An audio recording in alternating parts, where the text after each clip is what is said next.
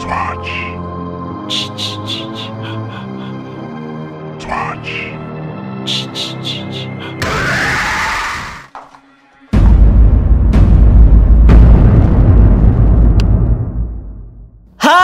kamu apa kabar? Pasti baik-baik aja kan? Kenalin, aku Elbrana. Siapa nih yang suka nonton Ultraman? Dari seluruh jenis Ultraman yang ada, mana yang jadi favorit kamu? Tulis ya di kolom komentar, karena ada banyak sekali dari kamu yang ingin Elbrana membahas mengenai Ultraman. Jadi di video kali ini, aku akan menceritakan mengenai fakta dan teori seram di balik film Ultraman. Aku ingatkan terlebih dahulu, kalau apa yang Elbrana jelaskan di sini murni berdasarkan analisis pribadi dan juga dari teori-teori yang beredar di internet. Aku tetap serahkan semuanya ke kamu. Boleh percaya, boleh juga tidak. Ultraman merupakan serial tokusatsu dari Jepang yang pertama kali dirilis pada tahun 1966 dan berlanjut hingga sekarang menjadi versi yang berbeda-beda. Tokusatsu merupakan istilah lain dari special effect yang sering digunakan untuk menyebut beberapa film horor atau sci-fi di Jepang. Karena kan film-film tersebut membutuhkan efek spesial dan editing animasi agar filmnya jadi lebih menarik. Secara garis besar, Ultraman ini adalah makhluk luar angkasa yang berasal dari planet lain. Spesies mereka disebut sebagai Ultra yang secara kebetulan mengembara di galaksi Bima Sakti karena sedang mengejar seekor monster alien bernama Bemular yang terlihat memasuki tata surya kita. Saat mendekati bumi, seorang wakil kapten dari pasukan patroli luar angkasa Jepang bernama Hayata menyadari keberadaan objek tersebut. Dia pun melaporkannya ke markas pusat SSIT.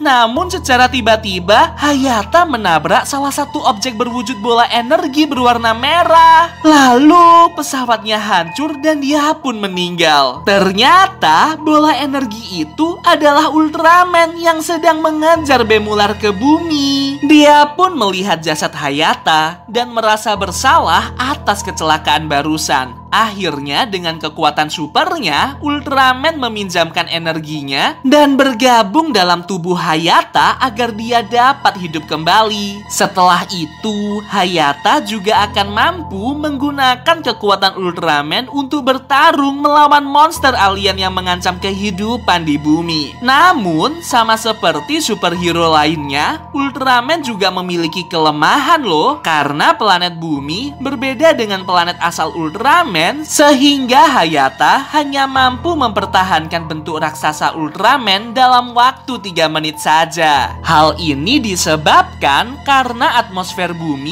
menghalangi energi penuh yang dipancarkan oleh matahari. Selain itu, terbatasnya area bumi dan juga tarikan gravitasi membuat Ultraman tidak dapat bergerak sebebas di luar angkasa. Apabila sudah mencapai batasnya, kristal indikator di dada Ultraman akan berkedip sebagai tanda bahwa Ultraman harus kembali ke ukuran semula untuk merestorasi energinya. Nah, sekarang kita masuk ke fakta menarik terlebih dahulu. Fakta pertama, bukti ilmiah mengenai Ultraman.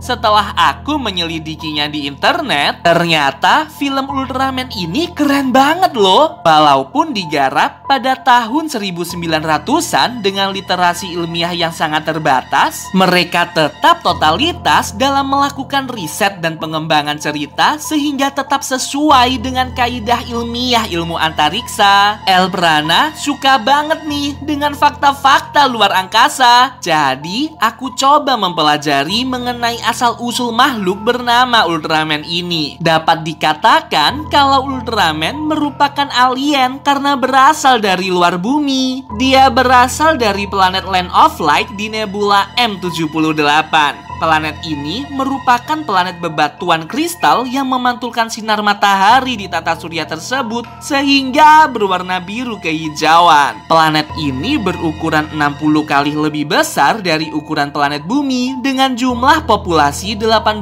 miliar penduduk. Mereka menggunakan sistem pemerintahan tunggal yang dipimpin oleh King of Ultra. Sama seperti bulan yang dimiliki bumi, planet mereka juga memiliki satelit alami yang ternyata dijadikan sebagai penjara bagi alien-alien jahat. Selidik punya selidik, di dalam nebula M78 masih ada banyak sekali planet lain yang memiliki kehidupan di dalamnya. Dan peradaban di planet-planet tersebut sama majunya dengan planet Land of Light. Contohnya seperti planet U40, di mana penduduknya merupakan makhluk ultra yang terkenal lebih canggih dan lebih kuat daripada Ultraman biasa. Selain itu, penamaan nebula M78 ini tidak dibuat secara kebetulan. Ternyata hal ini disandur dari penelitian ilmiah dari NASA mengenai Messier 78 yang berlokasi 1600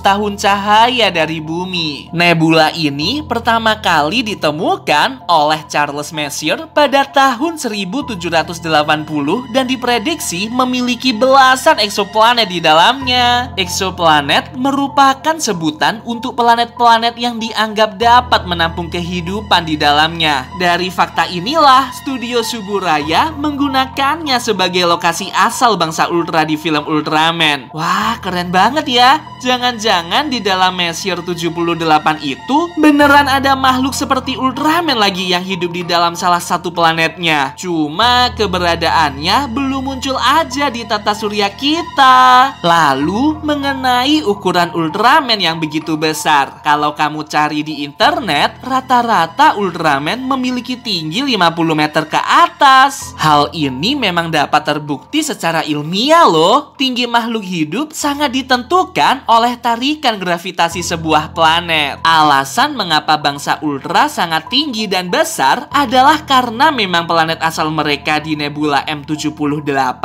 memiliki gravitasi yang jauh lebih ringan daripada di bumi. Sehingga struktur sendi antar tulang akan merenggang dan menyebabkan tinggi makhluk hidup lebih besar jika dibandingkan dengan makhluk dari planet bergravitasi tinggi. Hal ini juga menjelaskan mengapa Ultraman tidak boleh berada dalam wujud raksasa di bumi lebih dari 3 menit karena tarikan gravitasi planet kita akan melemahkan otot dan tulang dari Ultraman. Wah, hebat banget ya, benar-benar diteliti seilmiah ini. Fakta kedua, mengenai inspirasi terciptanya Ultraman. Jika mengacu pada tahun 1900-an, budaya pop superhero pertama kali dipopulerkan oleh Amerika dengan tokoh fenomenalnya yang bernama Superman. Untuk menyainginya, akhirnya Jepang mencoba membuat sebuah karakter pahlawan yang dapat menjadi budaya pop di kemudian hari. Nama Ultraman pertama kali disebut setelah ada atlet Jepang terkenal bernama Yukio Endo yang sering memenangkan medali emas di Olimpiade cabang olahraga palang sejajar. Dia sering menggunakan teknik bernama ultrasi dan berhasil mendapatkan skor tertinggi di setiap pertandingan. Ketenaran Yukio Endo pada masanya membuat sang kreator terinspirasi dan menggunakan Ultra sebagai nama superhero dari Jepang ini,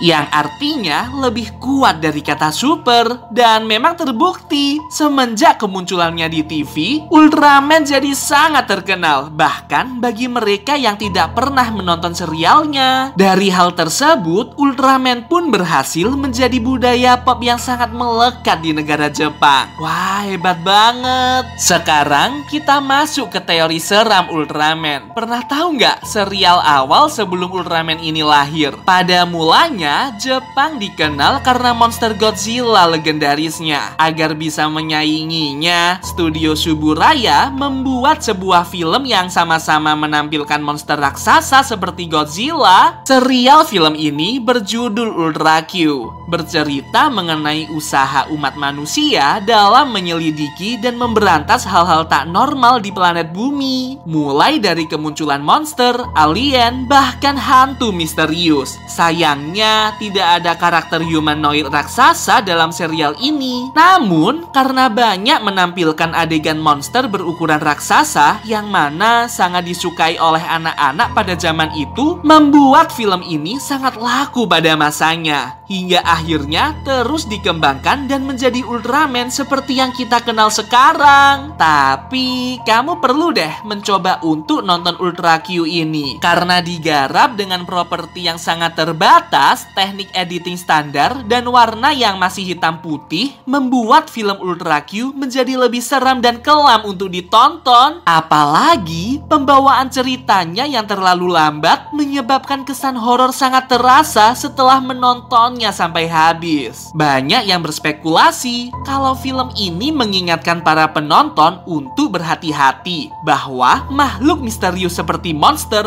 hantu, dan alien benar-benar mungkin ada di sekitar kita. Ada juga teori yang mengatakan bahwa setiap episode yang diceritakan dalam Ultra Q merupakan kejadian nyata yang pernah terjadi di masa lalu. Termasuk juga monster-monster raksasa yang sering ditampilkan di dalamnya.